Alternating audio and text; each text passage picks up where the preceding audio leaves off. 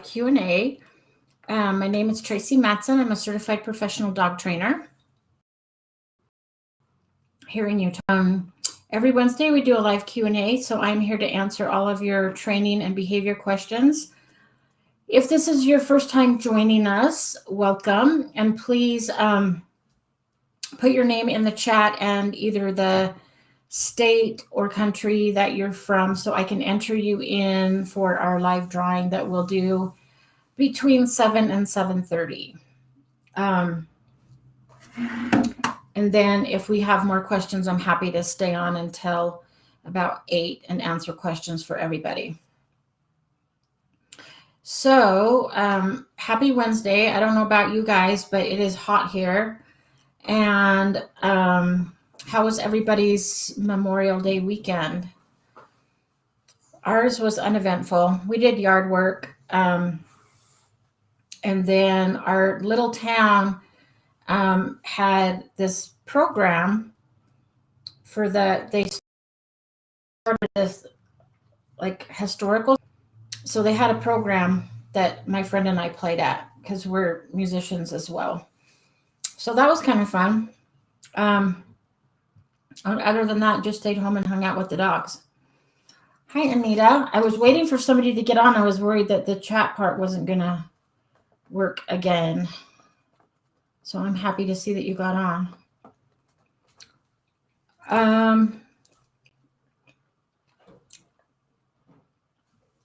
Hi, Julie. Sorry, I'm chewing gum for a second because I have not had a chance to eat. So I'm hurrying and chewing some gum for some sugar, and then I'll spit it out. Julie Kaplan, New York. Oh, good. It's working. Yay. I almost stayed home to do this. When I got home, I've had like this kind of migraine all day. So if I seem a little off, it's probably because I am and my head's killing me. So I was going to do this at home, and then I owed a girl money that works here. So I'm like, and I hate owing people money, like worse than anything. So I thought, oh, I'll just go do it at my office and then pay her. And then she's not even here. So, but I still left the money for her and then decided to do it here. Trying to drink lots of water, get rid of this migraine.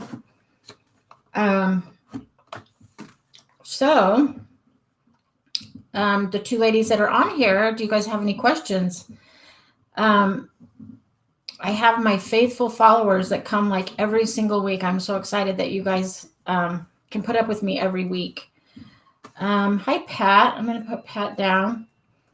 Yes, the thing is I know it's not dehydration because I drink like 3 of these a day. So I drink a ton of water.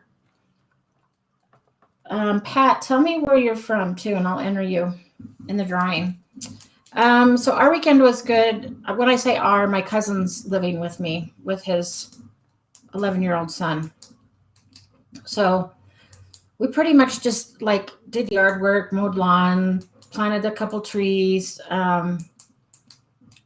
stuff like that. Saturday, I worked. I usually work on Saturdays, and then I try and take Sunday, Monday off. And Monday was a holiday anyway, so it was kind of nice just to stay home and do yard work and hang out with the dogs. So, oh, Pennsylvania. Okay.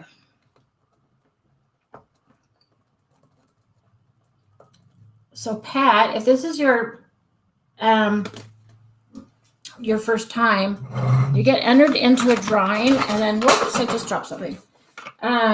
And then you could win a free bag of training treats. So they have chicken. If you haven't tried these before, they have chicken, beef liver, rabbit, salmon, sweet potato. So I enter your name.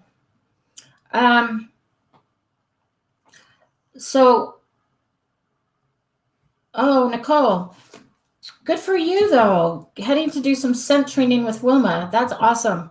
I've done a few scent classes with my dogs, and they are so much fun. I would actually like to do it with Jade because she her little nose is on the ground all the time. So, well, we'll miss you tonight, Nicole, but have fun, and report back next week on how class went, because I love doing scent work. It's fun. Okay, Julie, when you do engage, disengage, do you actually say, look at that? I do. You don't have to, because sometimes the dog will just look, and then I do use a clicker for this. So like the dog will just look, and I'll click, and then teach the dog to disengage and look at me. If the dog's not looking, then sometimes I'll say like, hey, look at the dog over there. What is that? Look at that. So sometimes I do say it, but it just depends on the dog. Some I've had in reactive dog class, I've had some dogs that it's like, oh my gosh, there's a dog behind me. I don't want to look. What should I do? And they just like look at their owner. And so, sorry, I always have my fan because it's hot in here. So sometimes I will say it to just engage the dog and get the dog to look at the other dog. That is also why I teach my own dogs to bark on cue, so that I can get them to make noise just to get the other dog's attention. So the answer is it depends on the dog. If the dog looks on their own, you don't really have to say, look at that. But you can put it on cue if you want. So, so like today we did this with a dog that is human aggressive, and this dog's only 13 months old. It's kind of scary. And so the owner had the dog on leash. We tried to do a muzzle, but he kept getting the muzzle off. So I was just kind of walking around, and we didn't have to say, look at that, because that dog would like not take his eyes off me. And so I had the owner, like, as soon as the dog would look at me, I would have them mark and treat. And so in that instance, we didn't have to say, look at that, because the dog did it automatically. But again, I've had some dogs that are just so focused on their owner that they don't want to look. And so then we will say it, but I'll do it in a really upbeat, like, oh, look, there's a dog. Look at that. So, oh, your Memorial weekend was a washout. Oh, that's too bad. I actually got a lot done, so it was nice. Hi, Haley. I am going to write Haley's Florida. Oh, 2 Great Danes, 8 years and 8 weeks. Wow. That's quite a difference. How is your 8-year-old dog handling the 8-week-old puppy? Surprisingly, my 11-year-old pit bull is really, really patient with the puppies that I bring home for board and train. When she's had enough, she'll go lay in her crate, but and they jump all over her and climb on her, and she just kind of moves her head and is annoyed, but she never growls, never snaps, nothing. Like, she's so good with them. Okay. Aisling, we have not seen you in a while. Welcome back. Aisling's our dedicated person from Ireland who comes here in the middle of the night to drain our lives. I think that's awesome. So what does COVID level 5 restriction mean? I know that you guys have like curfews and things like that, but it's good that you're back to work. Emily, hello, Emily. So I'm just writing down names right now, and then I'll start answering questions. Okay, Haley. We just brought home a new puppy, Claire. Our other dog, Emmy, is showing some resource guarding with toys. Claire has only been with us 5 days now, but any advice? Right now, all toys are up unless supervised. Yeah, I would do that too. I would supervise. And it could take a little bit of time just for Emmy to kind of get used to having a new puppy around. Um, like my own dogs don't really care about toys, so they don't resource guard so much, but food or other chew items like bully sticks or yak chews, I always supervise. So those things are always put up unless I'm there, and then I just kind of supervise them. Um, one thing that you can do is um, set it up so that good things happen to Emmy when Claire approaches and Emmy has a toy. So like let's say Emmy's laying there with a toy. And also going back a step, if Emmy growls because she has a toy, that's basically just telling Claire, like, back off, this is mine. And I think that's appropriate because that's how they communicate.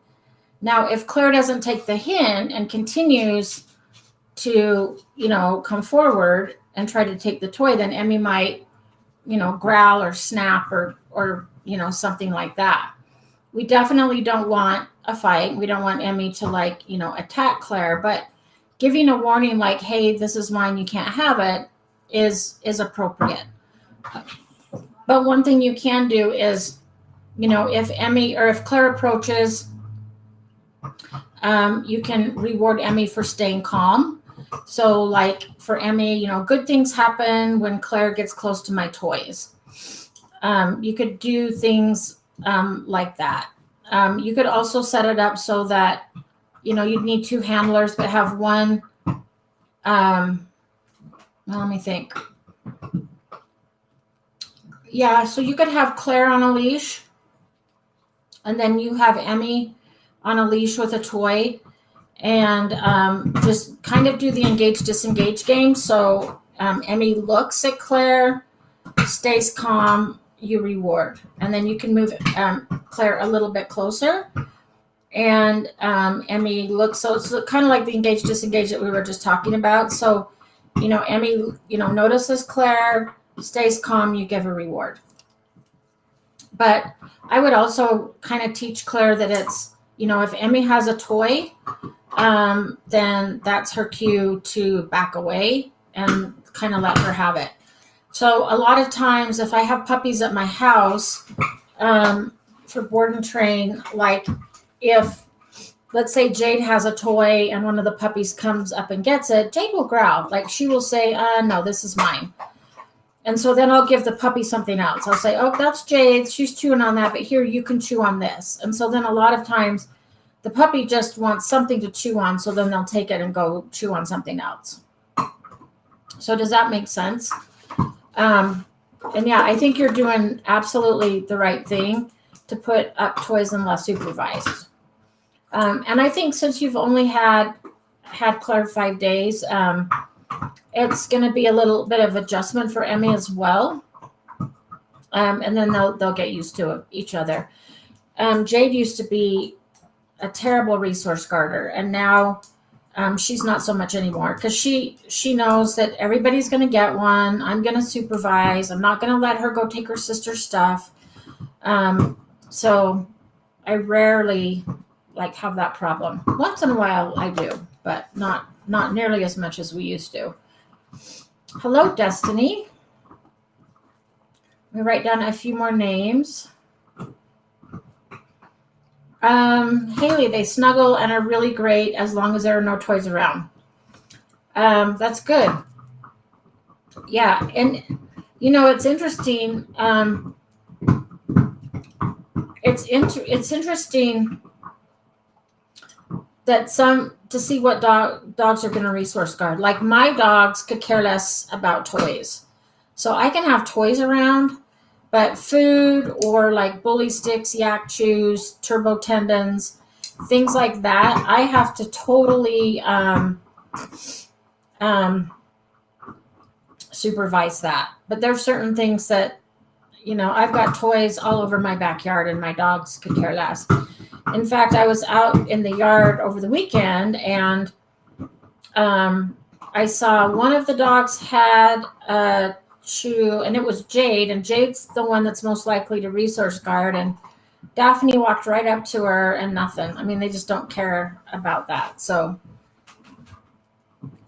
some things they'll guard and some things that they won't, or some things they won't. Okay, Shreyas, I'm sorry if I'm saying that wrong. What to do if you are afraid of dogs? How do you get rid of this fear? That's a great question. I've not been asked that question before. But believe it or not, when I was younger, I was terrified of dogs. Growing up, I remember our very first dog my mom and dad had to get rid of because my brother and I wouldn't go in the backyard. Like, I was terrified. I didn't like the puppy, like the biting, chewing. I thought they were biting for real.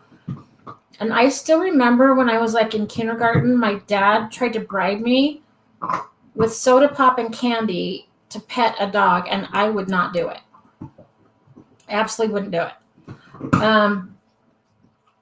And it kind of took just getting older and getting, being around dogs, because now I train dogs and even work with aggressive dogs.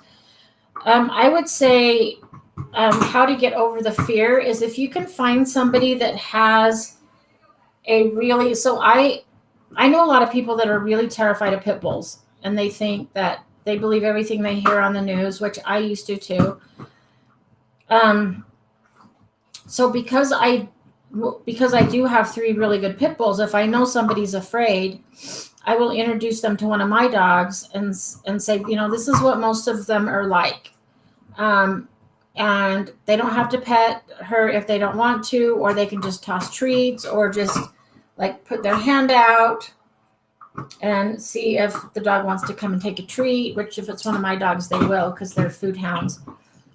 If you have somebody with a really solid dog that is absolutely sure it's not going to, like growl or lunge or anything like that, and will just be calm around you, you don't have to pet it. You could just toss treats to it, things like that.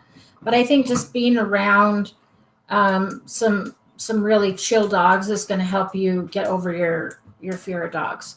But it is possible, because I was terrified when I was a kid. So to be doing what I'm doing now is actually pretty hilarious. I don't think my parents saw this coming, because I was really afraid of dogs. Aisling, we didn't have curfews, but we could only travel 5 kilometers from home. All non-essential shops closed, hotels. Wow. That's crazy. Here where I live, we're pretty much back to normal. Like, businesses are open. We don't have to wear masks anymore. We can if we want, but we don't have to. So it's kind of nice to finally be back to normal. Hi, Danny. Also, we have somebody from Australia too. And it's morning there. Thanks for joining us. Let me write you down. Okay, Julie. So when I do the reintroduction routine, do I say to Dakota, look, Ellie, or does she have to look at Ellie and then me? So I do it in 2 steps. I will have like Dakota look at Ellie. And then when she looks at Ellie and stays calm, I click and treat. But the reason I click is to get Dakota to look away from Ellie and look at you like, oh, I heard the clicker, where's my treat? And I do that for as long as it takes. And then eventually you'll see Dakota look at Ellie and automatically disengage and look at you.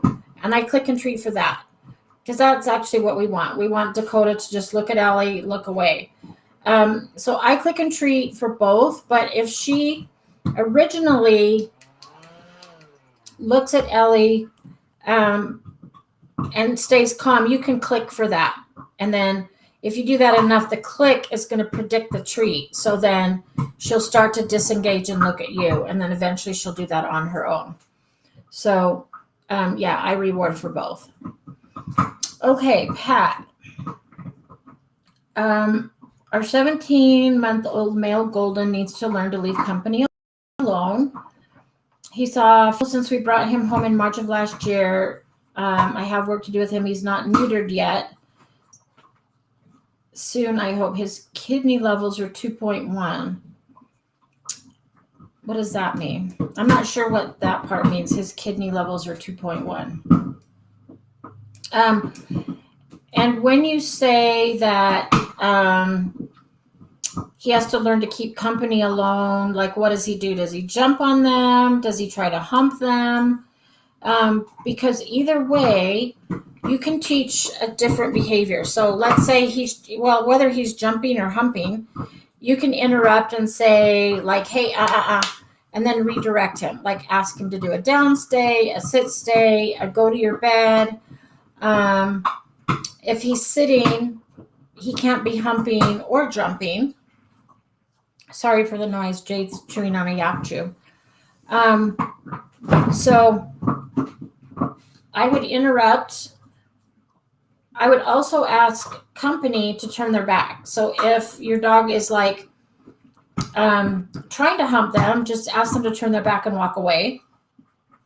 If he's jumping, then I would ask them just to just turn their back, and then you can ask your dog to sit, and then he only gets attention from company if he's sitting. So we talk about interrupting and then redirecting the dog to do something that we can reward. So and something also that's incompatible. So if a dog is sitting, they can't jump, and if he's sitting, he can't hump. So just teaching him a different behavior like down stay, sit stay, go to your bed, something like that. So yeah, I would try that. And yes, if he's 17 months and now starting to have some behavioral issues like that, it's definitely time to get him neutered. And let me know what you mean by his kidney levels. It's been a while since I've worked at a vet, so I can't remember what all of that means, unfortunately. Hi, Sarah, but I hope your dog's okay. Welcome, Sarah. Remind me where you're from, Sarah. I can't remember.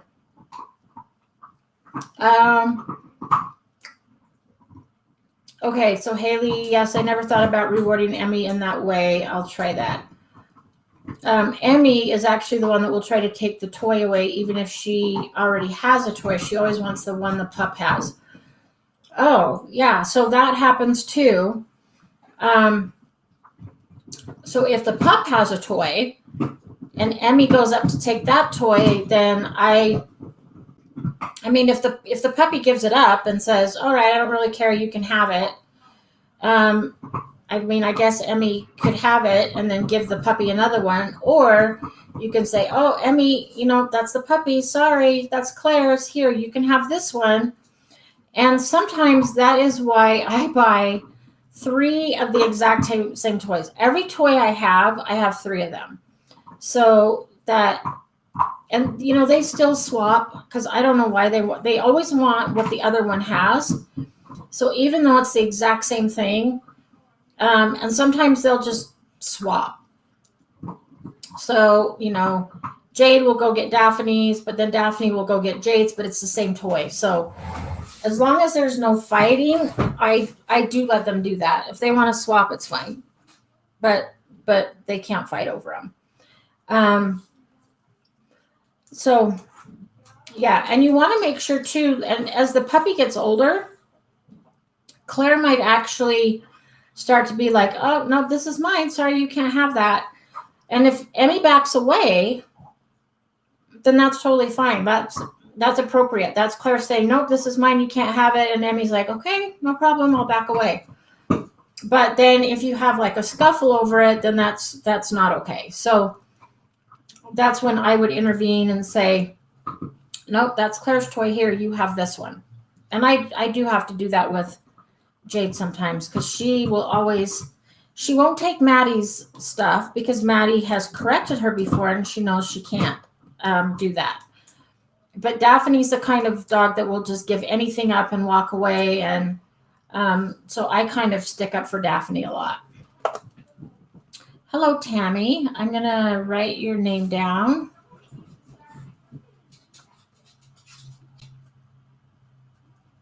We have a good group tonight. That's awesome.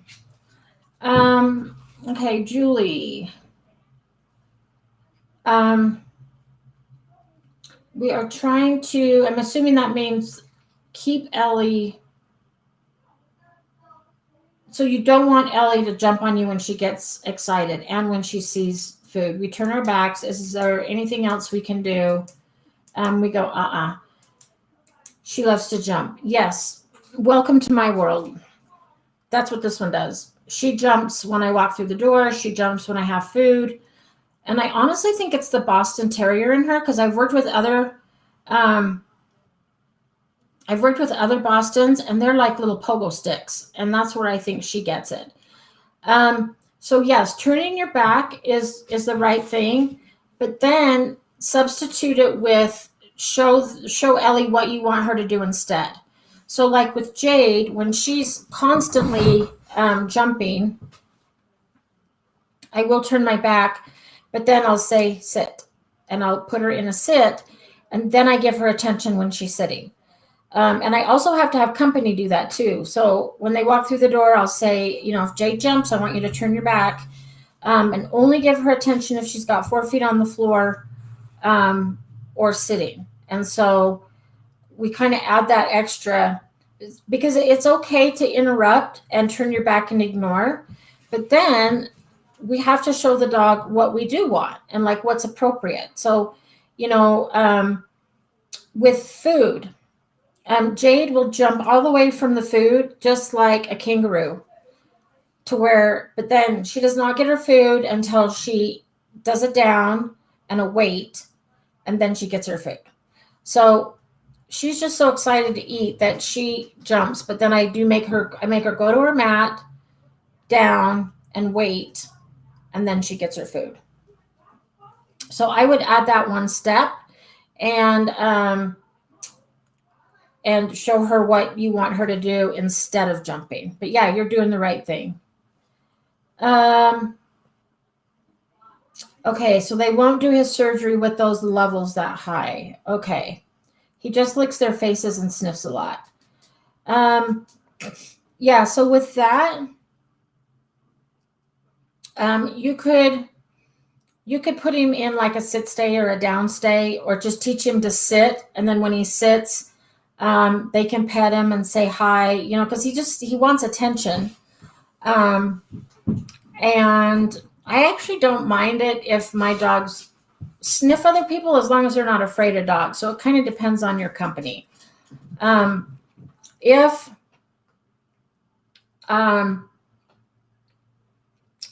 they don't like dogs or they're afraid of dogs, then I would have your dog come do a downstay by you. If they don't mind dogs, you could ask your dog to sit. And then instead, so that then he'll get attention for sitting rather than like sniffing and licking, if that makes sense. So he recently had Lyme disease. Okay, that makes total sense. I can spit my gum out now. Sorry, this was dinner. I just had to have some sugar. Okay, so he had Lyme disease. I'm sorry, that is so tough. What was it that my brother is Lyme disease? See, I used to know all this when I worked at the vet. I used to know this inside out, and now I haven't done it for so long. I think my brother just was diagnosed with Lyme disease. Is that the one they get from ticks? Because he got a tick when he was out mowing the lawn. He lives in Virginia, and he got a tick and then got the bullseye, went to the doctor, and I think they diagnosed him with Lyme disease, but they caught it early enough to where he shouldn't have any issues. But yeah, that's too bad. I'm sorry, and that's so tough with such a young dog, and I get it. I'm glad they're waiting. Um, so you guys that have been on every week probably already know this, but she was about 9 when she tore her ACL, and we were going to do TPLO surgery. And because of her age, I always do blood work before surgery just to make sure that they're safe to go under. And they called me later that day, and they're like, "So has she been kind of lethargic lately?" And I said, "Well, yeah, but she's 9 and she's had, this bad knee, so she's not as energetic." Well, it turns out that her red blood cell count was really low, and they diagnosed her with IMHA. And I don't know how to say the long version of that, but it's basically an autoimmune disorder. So they said, "Yeah, we are not doing knee surgery on her today, and we need to get her on medicine." And so that was like 2 years ago.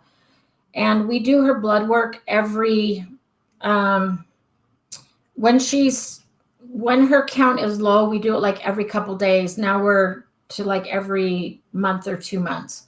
But she has to go in for frequent blood work, and then they adjust her prednisone and her azathioprine. But yeah, it probably, she could have died under anesthesia if they would have put her under. And the good news is that the prednisone has helped her knee, so she doesn't even limp now. And it's helped her back. So, we ended up not having to have knee surgery because as long as she's on prednisone, she can walk fine. So now that she's 11, I probably won't do it because she's getting older and has that other issue anyway. So yeah, I'm sorry. I hope really seriously that your dog gets better and that they can get the Lyme disease under control. I had a dog. In fact, I'm looking at his picture right now, not the one that's behind me, but Jagger had he had a spinal cord injury, so he always walked kind of funny. But other than that, he was healthy until he was about 5, and then I noticed that he had a really distended abdomen. So I took him to the vet. They did an ultrasound. They couldn't find anything, but he had a lot of fluid. Like he was retaining a lot of fluid. So every other day we had to go in and like get fluid out of his abdomen. And he went downhill really quick. They think that he had lymphoma like right in his kidneys. But I took my dogs hiking, and they definitely could have got ticks. So we never did really know what it was. They couldn't find anything wrong on the ultrasound or anything else. First they said that it was a UTI, but it was definitely more serious than that. But yeah, just when you said kidney and Lyme disease, I'm like, oh, I wonder if something like that happened with Jagger. He went downhill so fast, but he was 5. So you have a young, strong puppy, so I'm sure everything, and they can treat Lyme disease. So, okay, Anita, when a visitor comes, she greets them, but wants them to play with her. So she keeps approaching them with toys and makes a pest of herself. Not everyone wants to play. I probably cause this because I play with her when she asks. How do I reverse that? So what I do is always think about like, what do you want the dog to do instead? So like Jade is very social, loves people, but not everybody loves dogs. And so, if she keeps approaching people and wants to play and they don't really want to play, I would either like put her on a bed with a toy or put her in a crate with a toy or a chew item and let her kind of self-entertain while you have company. And then kind of like teach that impulse control, like, oh, it's not about you right now. Um, so, I'm going to put you in a crate, but give you a yak chew, or you could do the frozen Kong because that's going to take a long time to get this inside out, lick the inside of that out. And the other thing that I would do, when you say you cause this because you always play with her when she asks, I would start to make her wait. So, like when she wants to play, like have her sit and wait, and then play with her. So she still gets to play with you, but she has to wait a little bit first. So a good example of this, I like to use a flirt pole for this because I will have the toy and I'll have the dog sit and wait. And I might even start to, depending on what level the dog's at, I'll start to drop the toy to the ground and move it around. And the dog has to wait. And then I'll say, go. And then start then the dog can chase it. And then we chase, the dog can grab it, we play tug, and then we do a drop it. And then I pick it up, and then I hold it, and I make the dog sit and wait again. And the dog has to wait until I say go.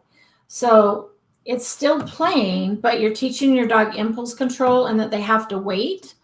And then when you say go, then they can play. And you could do that with company as well. It's like, depending on how long your company is going to be there, you could do stay. I use wait for like, wait a second. But if the company's never going to play with the dog, I would probably put them on a bed or in a crate and say, okay, you stay, entertain yourself with your chew item, and then I'll play with you when the visitors leave, like something like that. So I do that quite a bit with my dogs. Like I'll just give them something to chew on and let them entertain themselves when I have like somebody over. I have a yard that's fenced, and so if I have to, I can put my dogs outside and close the dog door, and then they can just stay outside and play while I have company, which honestly I don't have company very often, but when I do, and if they don't like dogs, then I just put my dogs outside. Okay, Julie, let me write Julie's name down. And it looks like Julie has good news. I can never remember how to spell your last name. But I do remember that you're from Georgia. It has been 2 months, but we actually had a pretty decent walk today using your techniques. Awesome, yay! We have come a long way with my puppy pulling when I walk him. One question, when I turn him to walk in a different direction, when he is pulling, he doesn't seem to care. Is there something else I can try? Yes. So, are you talking about like when you're walking and then you change direction and then your dog like doesn't want to come with you? Because I'll change direction and then the dog will run up, and right when they get to by my side, that's when I mark and treat. And then the dog will usually run up ahead of me again, and then I'll turn and go the other direction. And we just keep doing that until the dog finally gets tired of constantly running and catching up, and they start to stay by my side. But I do reward when they're running to catch up with me. I reward right there by my side. But the other one that I do is I drop treats. So at first I will drop treats every step, like right in front of the dog. So it slows them down, nose to ground. They pick up each treat and they slow down. When your dog can do 1 step, then I do 2 steps. So then I'll drop a treat, go 2 steps, drop a treat, and then 3 steps, 4 steps, 5 steps.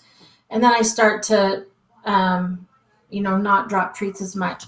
But I found that the dog then stays close because it's like, oh, when is she going to drop the next treat? I don't want to miss the next treat. So they kind of slow down and wait for you to drop the treat. And when you're dropping, like if the dog takes the treat and then bolts out in front, then you can change direction and go the other way. Another one that you could do is just stop.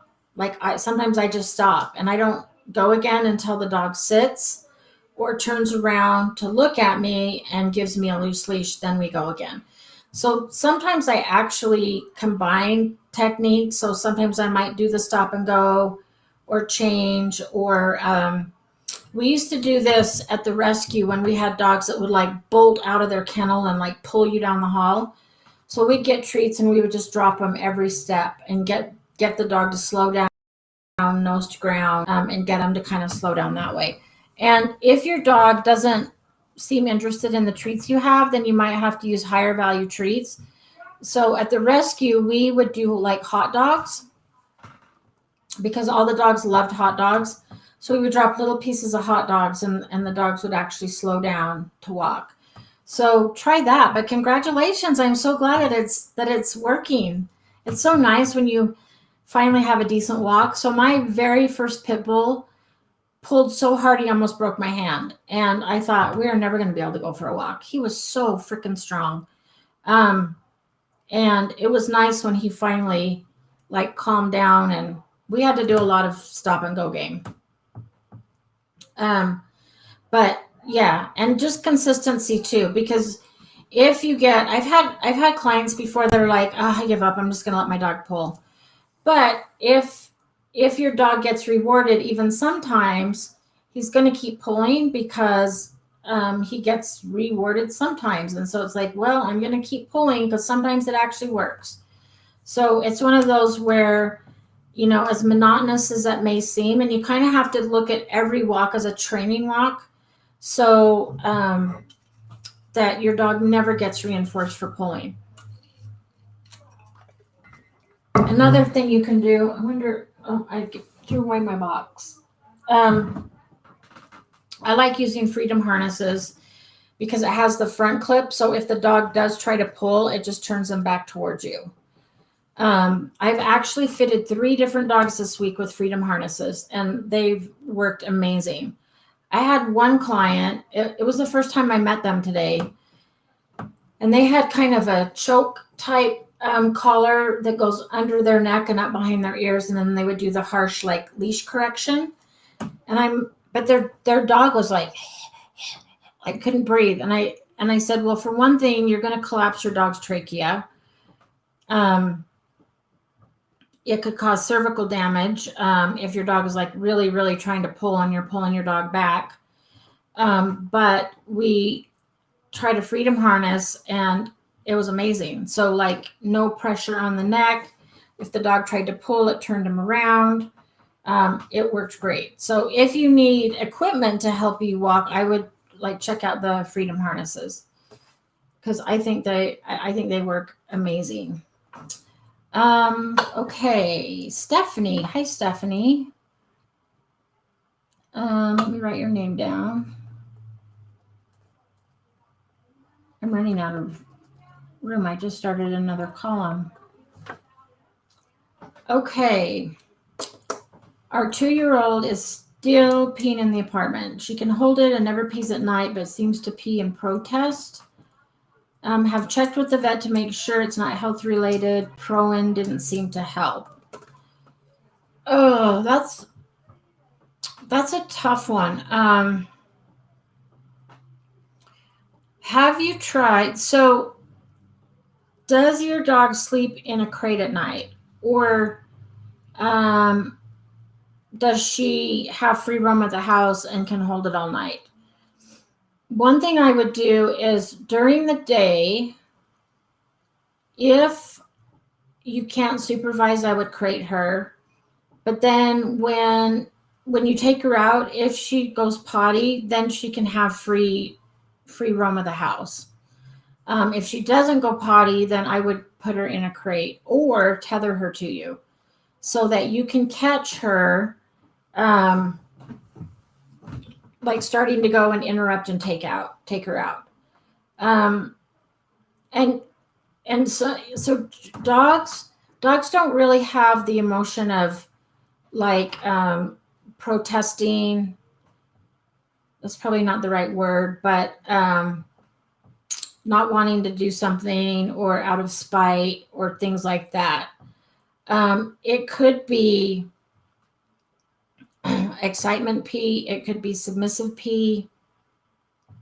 Whenever I have puppy board and trains come with me and they're in a new place, some of them will have a lot of accidents because they're nervous. They're like in a new place. They haven't yet learned where the dog door is. Sometimes I've had dogs that are so timid that even if one of my dogs comes up to sniff them, they pee because they're just very timid. So yeah, I definitely think now that it's something behavioral going on, but I would need more information, like what's going on in the environment when your dog is having accidents, and like what's happening right when your dog decides to pee in the house or right before.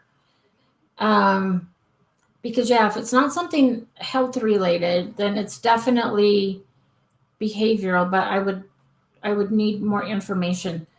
However, I would probably do the same thing. And maybe take your dog out more often. Like if you can, take her out every hour. Like every single hour, take her out, give her a chance to go potty.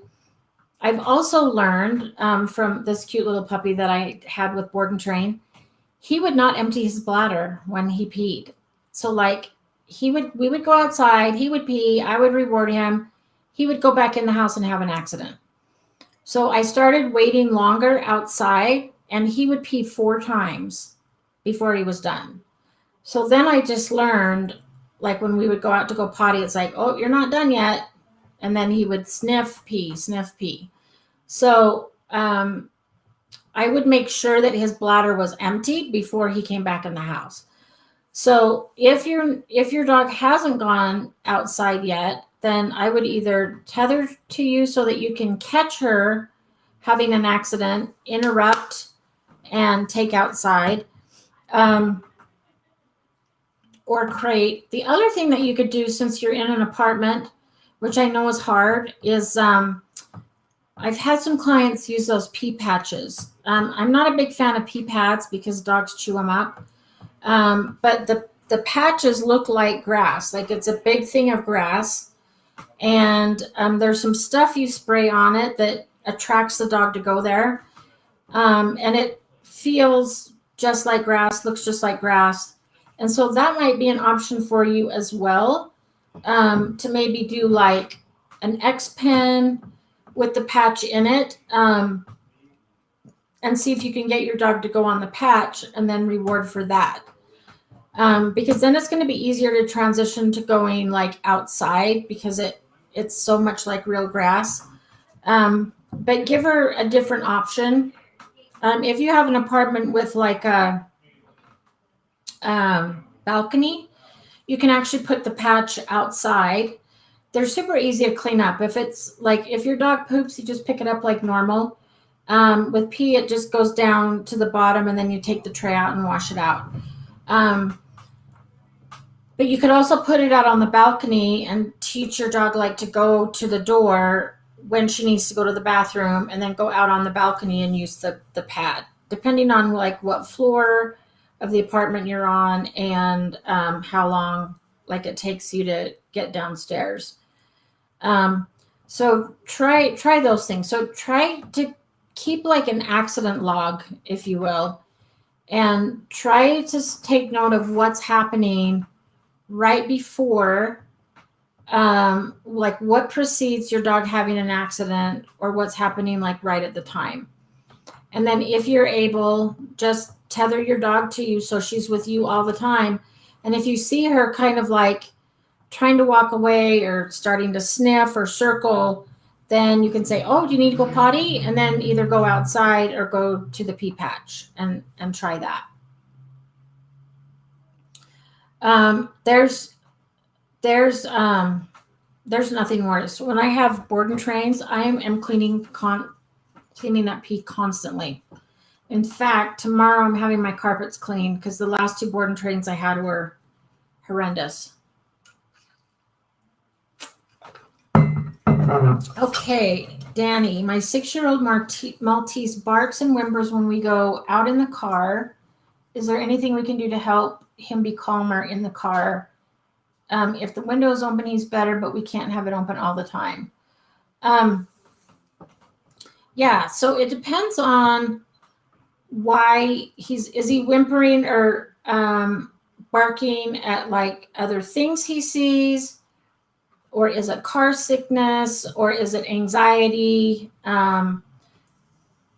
Because there are different things I would do for each one. So if it's like an anxiety thing, you could put him in a crate. I have one dog that's terrified of the car, and all the stuff whizzing by makes her crazy. So she rides in a crate where she doesn't have to see outside, and that helps her. If it's kind of a reactivity thing, you could do the look at that in the car. So as you're driving, it's like, oh, look at that car, click treat. Like, oh, look at that person walking, click treat. Look at that dog, click treat. So if it's more of a reaction thing to like stuff that's going by, I would do the engage disengage, but I would start like driving slowly and then start to speed up. And again, if it's an anxiety thing, you can get medication from your vet that's going to help your dog be calmer in the car. It just depends on what they give, whether it's something that you take or that your dog takes daily or just before a car ride. But yeah, what I have found works the best for at least me when I've had two dogs that are really, really anxious riding in the car, and both of them I had ride in a crate and they did great. Like they would go right in and settle. And there just wasn't so much stimuli going on in their environment so that they could just like chill out. So I would try that. Try the crate thing first. Maybe talk to your vet about medication just for riding in the car. You can also get your dog used to riding in a car by, first just getting in the car and then getting out. And then get in the car, turn the car on, turn it off, and get out. So if it's a motion sickness type thing, you can kind of like do it in little incremental steps. So then like turn the car on, back out of the driveway, back in, turn the car off, get out. So just take it really slow, and as long as your dog can stay calm. And so then you might back out, like drive up the street slowly, back home, so that your dog takes like shorter car trips. And at first it's slow and your dog gets used to it slowly. You can even treat, like your dog gets in, you treat, you get out. You get in, turn the car on, treat, get out. But if your dog has like car sickness and is going to throw up, then I wouldn't do the treats. But yeah, so any of those you can do. So like getting them used to it really slowly, like a little bit at a time. Try the crate thing. And then maybe try meds to see if that helps to keep her calmer. You could also, or him, sorry. You could also maybe try a little bit of CBD oil, like right before a car ride. If you don't want to do actual medication, a little bit of CBD might help calm your dog down. That's an option too. I would talk to your vet about that. Okay, Julie, I got bit by the Lone Star tick and now I can't eat red meat or anything with the same fat contents of red meat. Wow. I had no idea that if you got bit by a tick that you couldn't eat red meat. I don't eat red meat I don't eat any meat. But I used to. But that's crazy. I had no idea.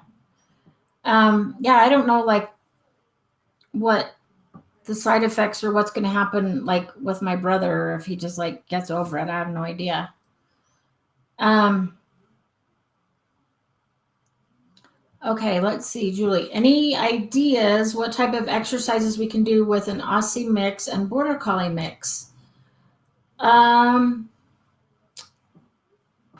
Yes. So I would do lots of nose work.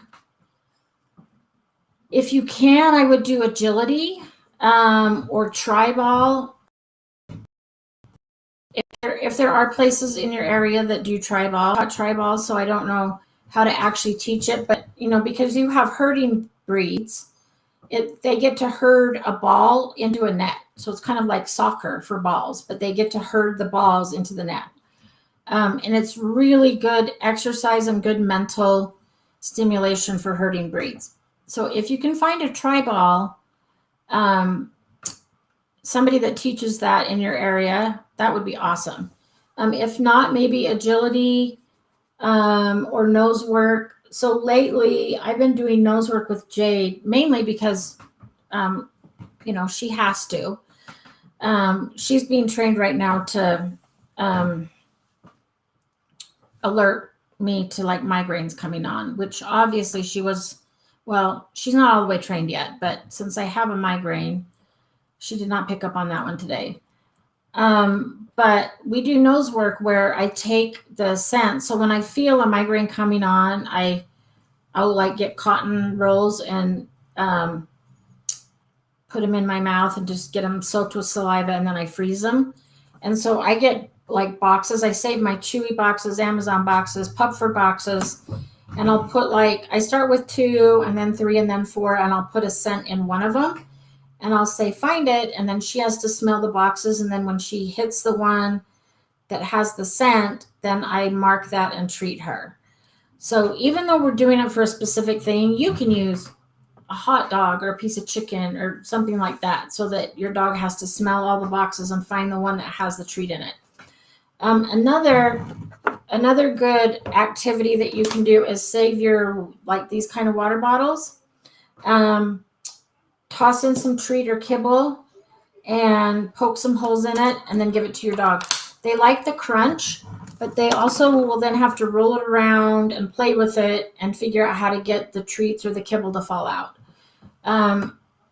So that's another one, because mental enrichment is going to tire them out as well. So that's going to be really good for them as far as tiring them out. But you could also do tricks like trick training, shaping tricks like, roll over or like picking stuff up. Anything that you have to shape it and get them to use their brain, that's going to tire them out as well. I have a book on my iPad, which I don't have with me, but I think it's called 101 Tricks. And to be honest, I've looked at it, but I haven't really done much with it. And that's just because I haven't had time. But that's something that you can do that's fun with them too. I had a client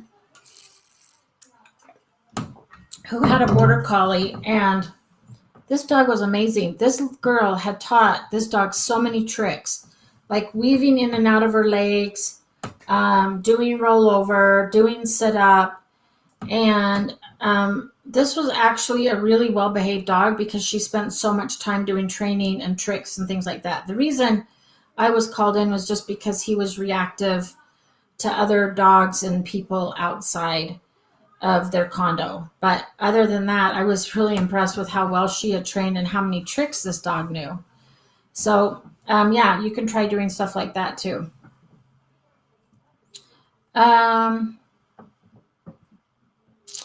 Okay, Stephanie used to be, doesn't lately. She can hold it all night. Okay. So yeah, during the day, you might want to start crating her again, just because she's less likely to go to the bathroom in her crate. But you could try crating her again and then giving her free roam of the house. After she's gone potty outside, then she can have free reign. But I would still take her out almost probably like every hour just to make sure. And then also make sure you're staying out long enough so that she totally empties her bladder. Hi, Jeff. Welcome back. Let me write Jeff down. From Las Vegas. Oh, Stephanie, that's good to know about the spite thing. Nerves sound similar to what we were seeing. Yeah. So, I mean, dogs do have emotions, but there's certain emotions that they don't have. Like when people say, "Oh, my dog is totally looks totally guilty, and he knows he did wrong by peeing on the floor." Well, really, what your dog is responding to are your emotions and your energy. Like when you walk in, and if I see a mess and I'm like, oh, who did that? And the dog's like cower or like, uh-oh, mom's mad about something. And so they are reacting to me. It's not a guilt because and dogs pretty much like live in the moment. So they don't, they can't act guilty for something that happened in the past. So they don't even know that it's because they went potty. They're feeding off of your energy. And dogs just don't do things like out of spite or, revenge or things like that. So a lot of times it's an anxiety thing or nervous or things like that. So that's why I want you to kind of keep a log and what's going on. Like just as an example, like let's say every time your dog hears a door open in the hallway, and that could be a trigger. Or every time UPS comes to your door, like that could be a trigger. So once we know what the triggers are, then we can start counter conditioning and desensitizing your dog to what the triggers are. So next week, well, actually, if you want to start doing it, and you'll have to remind me because I have over 50 brain and I won't remember. I just put my email in the chat. But start to keep a log. And if you want to email me and just say, okay, I noticed that it's always when my dog hears another dog barking, or when we hear an elevator, or when we hear when we hear somebody walking down the hall. So like start to notice things in your environment that are happening and see if you can correlate something that's happening in your environment with your dog having an accident. Because then from there we can start to fix it. Okay, Rowena, my 7-month-old pup sniffs someone's hand and then snaps. What should I do? I would not let your dog sniff someone's hand. So when people, and if your dog is a little more timid and not really socialized with people, which is like generally the case nowadays with COVID. But when people say, oh, I'm going to let the dog sniff my hand, and they put their hand out, that's actually a really good way to get bit. What I do is when I'm meeting a dog, I will start from a distance and I will just toss treats to the dog. And I will let the dog approach me if they want. So today I worked with a dog for an hour and a half that I never did get close enough to pet. And if I would have tried to pet him, he would have bit me. So you always want to give your dog the choice and control over his or her environment. So don't let people come up and say, oh, your dog's so cute, can I pet him? Because if your dog is one of those that doesn't love people in their face or doesn't love to be pet, then he's probably going to nip. So, and a snap, the fact that he's just snapping is just a warning, like, okay, I don't want you to put your hand in my face and I don't like what you're doing. So another thing is you don't want to get mad at your dog for doing that, because he is just telling the other person to back off. If you punish your dog for snapping at somebody, then your dog might just go to a bite and be like, well, I get in trouble for giving a warning, So now I'm just going to bite. So now that you know that your dog does that, I would just say, yeah, don't put don't stick your hand up near my dog because he'll probably snap at you. But here's some treats, and just throw treats at the dog so that the dog learns to associate, oh, stranger, I get treats. This dog today, finally, after 45 minutes, started to calm down and actually laid down on his own. And then we practiced like me walking by, doing different things. I would toss treats to him, but I never up and tried to let him sniff me or give him treats out of my hand because I know I would have got bit. So that's what I would do. I would start to kind of try to socialize him with people, but don't let people stick their hand in his face. And I'm saying him because I don't know if it's a male or female. So, but you can't have them toss treats just so he starts to associate strangers equal treats. And I even will toss treats behind the dog so the dog learns to retreat, and then they will come as close as they are comfortable coming. And then I throw a treat behind them again. They go back to get the treat. They come forward, and we keep playing this treat retreat game. And I kind of do that.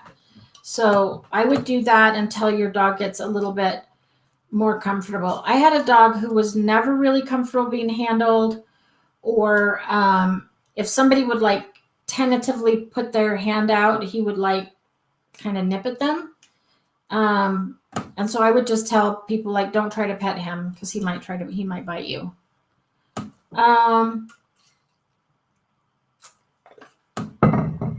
Okay, Mirna, doggy lawn is what I have used and it's been great. Yeah. I don't know exactly what they're called. I think some of them are called pea patch, but doggy lawn is great too. Okay, Stephanie, it's tough because we have to take the elevator. Last time it happened, one person was home, but I got home later than usual, and I didn't give her enough attention, and she peed. Yeah, and that could have been, a stress pee too. Like if you got home late, and she was worried about that, it could have been a stress pee. Like some dogs will do that when they're stressed as well. So yeah, that's good to know too. So yeah, keep me updated. And we might have to get your dog like used to elevators and especially like I would seriously try the doggy lawn, because if you have to get in an elevator to get out to the lawn, that whole thing could be traumatic for your dog and cause accidents. So Julie's saying 3.8 out of 5 stars for the potty lawn. And she even gave you some links. That's awesome. Okay. Okay, because you don't have a balcony. So I will tell you that I had a puppy board and train, and they wanted me to get their dog used to we called it a potty patch. And I did it in my house, and it did not stink at all. So like there's something you spray like on the grass that makes the dogs want to go there. And then the poop you just clean up like you would normally, and then you just empty the tray like once a day, and it didn't stink. It wasn't messy, nothing. But you could even do like an X pen or something with the potty patch in it so that your dog has its own little area to go. Okay.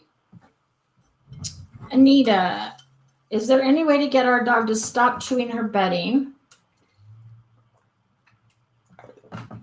I thought it was better, but we had a new bed for her in her kennel and she's destroying it. We give her a chew toy when we have to put her inside her crate when we leave, but there are times when I catch her chewing on the blanket.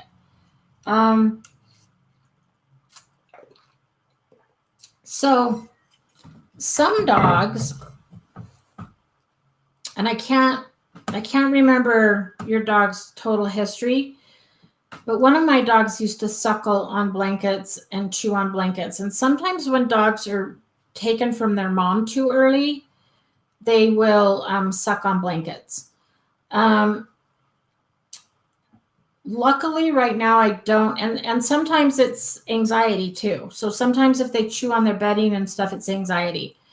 What we did at the rescue is if a dog would chew bedding, we had to take bedding away. We just didn't give it to them. We got the like Corunda beds that are raised, and they're really comfortable, so they lay on that without a blanket or bed on it. And that's what we had to do for dogs that chew on their bedding. Because otherwise you're just going to keep wasting money on beds. And then I would make sure, and I know that you give your dog like enough exercise and mental enrichment, but sometimes they do it out of boredom. Sometimes they do it out of anxiety. So, and I'm trying to think what you could put in the crate. I mean, if you have a big enough crate, you could put the Corunda bed in there. Because yeah, just laying on like a hard crate is not very comfortable. But yeah, if she's going to chew on blankets and stuff, oh yeah, so if you have a blanket on the couch and she starts to chew, yeah, you can say like, hey, you can't chew on that. But here you can chew on this. Oh, not you, Jade, you're fine. She heard me clap. So yeah, you have to constantly like interrupt and redirect to what they can chew on. But yeah, if you're not around, they're going to chew. So with dogs like that, I take away, unfortunately, I take away bedding and blankets because I don't want the mess and I don't want them to swallow them and then it get lodged or something. So yeah, like I said, at the rescue, we just did the Corunda beds because they're pretty much chew proof. I've never had a dog be able to chew one of those up. And they're still comfortable. So then they just get that and that's it. So you may have to go to that.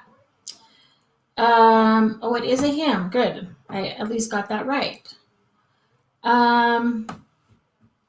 Oh, rescue. So history unknown. Yeah. So I had that issue with Piglet. I have a picture. Oh, guys, I need to get a picture of Piglet up here. Why do I not have a picture of him? This reminded me. So he was so abused when I got him, and he had a lot of issues. But he would lay there and just like suck on a blanket like a pacifier. And I read somewhere that dogs that suckle like that were sometimes taken away from their mom too early. So, that could be one reason. It can be boredom. It can be anxiety. You could try doing like a lick mat in the crate instead of a bed, or a stuffed Kong. So licking is calming for a dog. So if you do like a lick mat or the stuffed Kong frozen and let the dog do a lot of licking, sometimes that can be calming for the dog. So that can help as well. Okay, it looks like I'm going to go back up to the top and make sure that I got everybody's questions. And if we don't have any more, I'll do a drawing.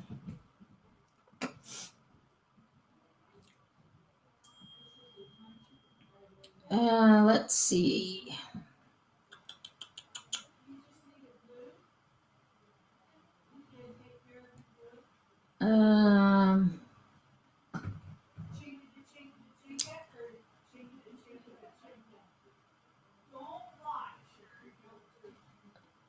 If I did miss your question, just shoot me a message down there and say, hey, you didn't answer my question.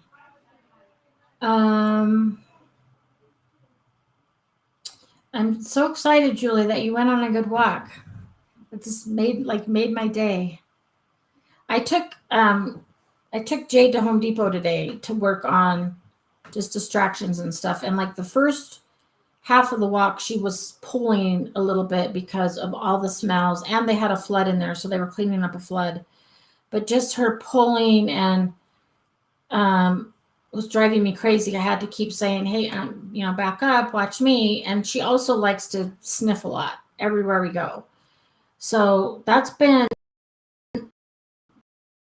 a constant thing for even me. Walk by my side, and once like when if we're in the grocery store, she's great. If we're in church, she's perfect.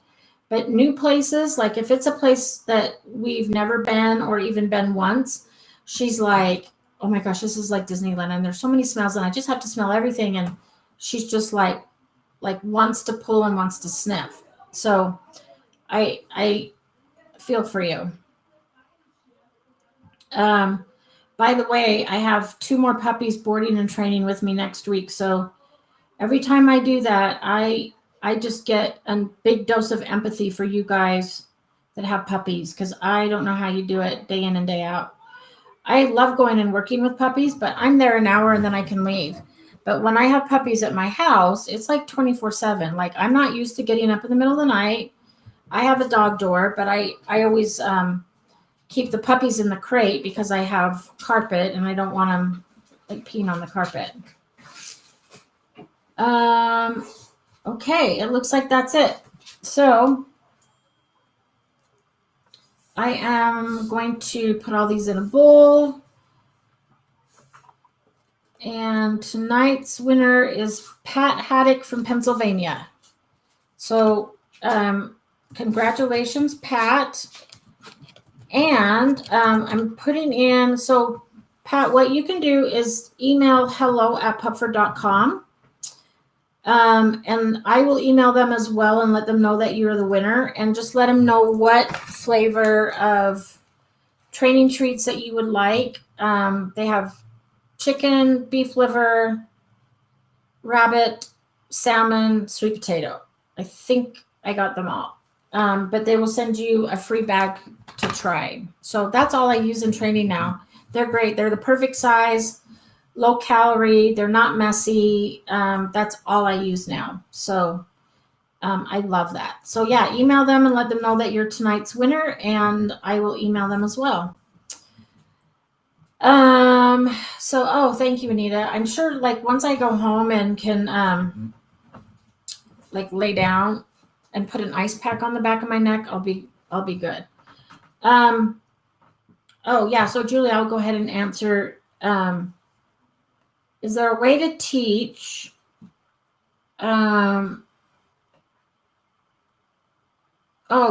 so Pat Haddock from Pennsylvania won. He was I don't know if he asked a lot of questions, but he was up there at the beginning. But anyway, he's the he's the one that the dog has the Lyme disease. So yeah, he won tonight. Okay, is there a way to teach LA to touch without watching my hand every time? Try to get her to tell us when she has to go out.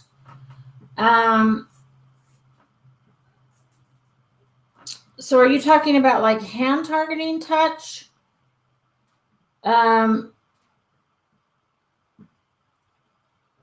So what I do, Ellie. Okay, I was gonna say, what's LA?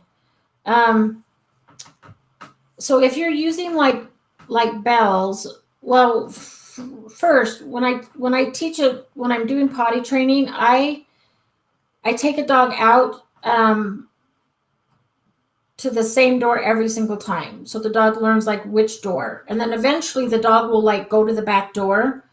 And then if you're doing bells, you can just teach them, like first you're going to put your hand behind the bells and do touch.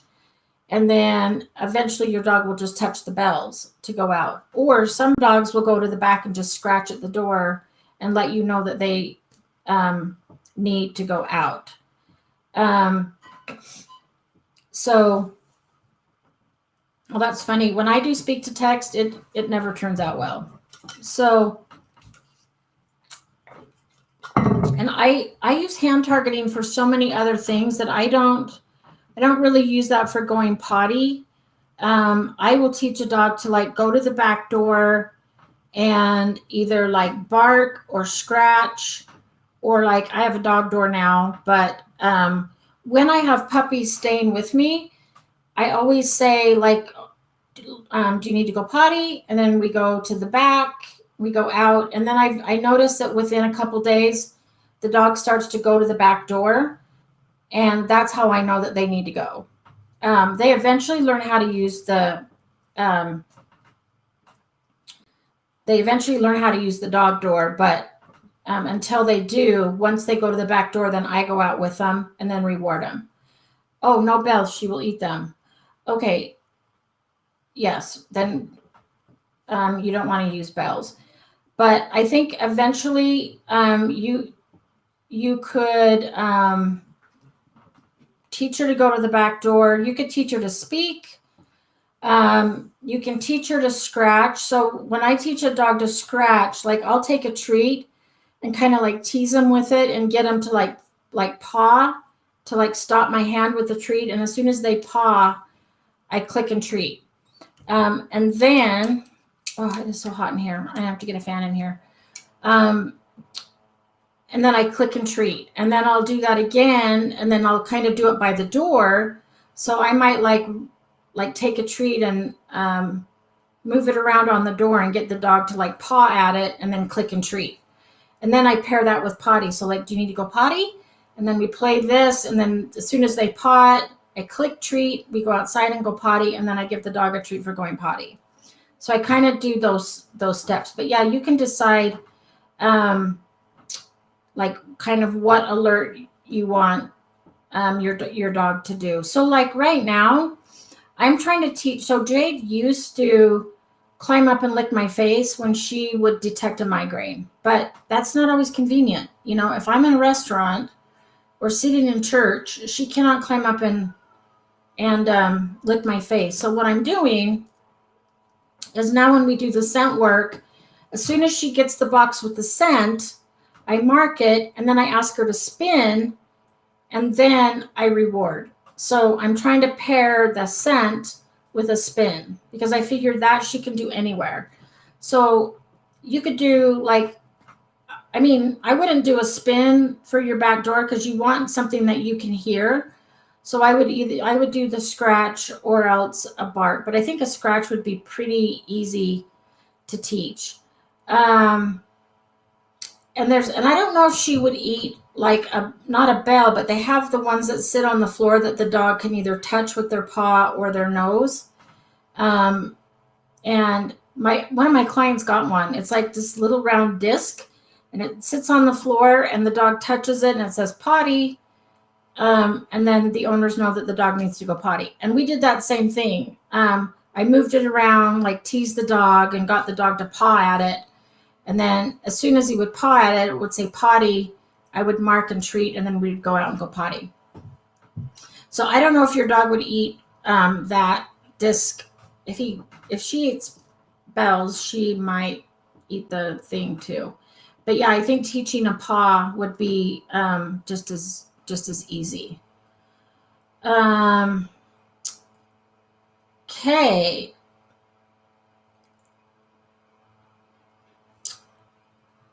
All right. It looks like that's all of our questions. Thank you, everybody, for joining us this week. Oh, as far as I know, tomorrow, Devin and I are doing live Instagram with a new thing that's coming out that's going to be super cool.